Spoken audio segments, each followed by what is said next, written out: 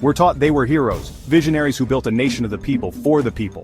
But what if I told you the founding fathers were also hypocrites, enslavers, and master manipulators? Today, we're pulling back the curtain on the dark, untold stories of America's most iconic figures, and why they're more complicated than your history textbook claims.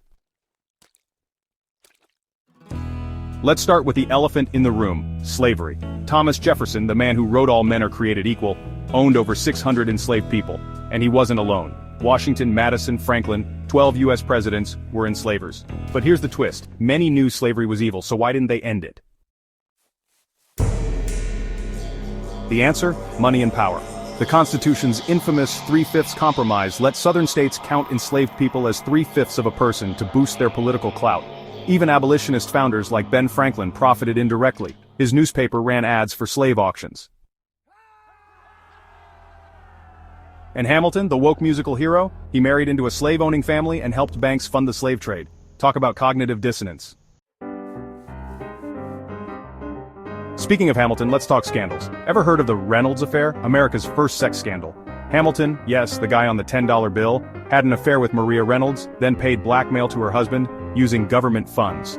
When exposed, he published a cringeworthy 95-page essay confessing, but still kept his job. Then there's Jefferson. While preaching liberty, historians confirm he fathered 6 children with Sally Hemings, an enslaved teenager. DNA evidence proves it, but Jefferson's defenders spent centuries erasing her story. Until now.